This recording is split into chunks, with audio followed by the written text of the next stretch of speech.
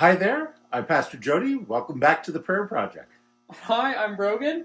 We found ourselves in another interesting spot. I don't know where Jody's taking me.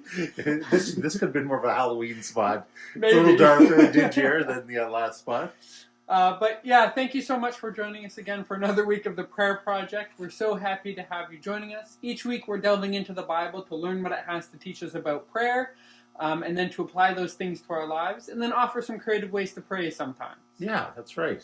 Hey, and we made it out of the closet. That's good news. That is good. This is our 8th week, and this week we're going to be focusing specifically on how Jesus taught us to pray, because Jesus didn't just talk about prayer, but actually gave us a model of how to pray. Mm-hmm. In an earlier week, we looked at a passage where Jesus told us not to pray like the Gentiles using endless words, or to pray trying to show off to other people like the hypocrites.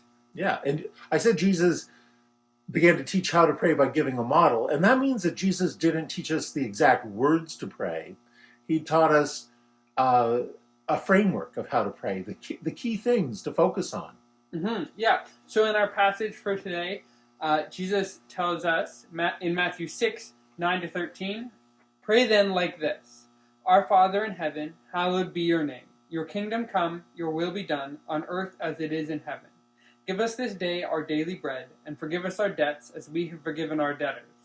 And lead us not into temptation, but deliver us from evil." Yeah, I mean, you probably heard that said in church. People have it memorized. And so for the next 5 weeks, what we're going to be doing is breaking this down. Each week, we're going to be looking at a part of what Jesus was telling us to do as we pray and implementing it. And he begins by saying, "Our Father in heaven, hallowed be your name." Having to do, first of all, with recognizing who God is, our Father in heaven. Mm-hmm. Yeah, but then Jesus tells us that not only are we supposed to recognize God and our relationship with him, but to spend time hallowing his name. That means keeping his name holy, focusing on who he is and praising him for that, calling out the things about God which are wonderful. Yeah, and you can imagine the impact that has. If we were to pray like that, right, Brogan?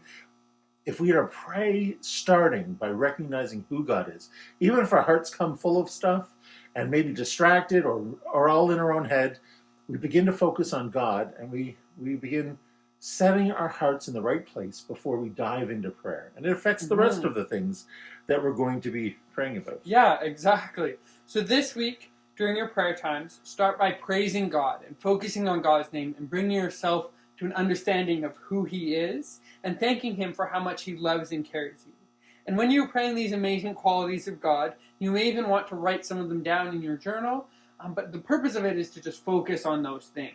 So we encourage you to do that. Yeah, and we want to be helpful in that too, because you might start and you might quickly run out of things. Well, what are God's qualities? Well, we're going to include in the notes on how to pray this week some of God's names, which can help you think about who God is, like Jehovah Jireh, my God, my provider. Mm-hmm. One of God's qualities is that he is known by the one who provides for us. So that should help you as you're doing all of that. And that will be the mission this week, is to put this into practice. So it's our mission this week. So we will see you next week.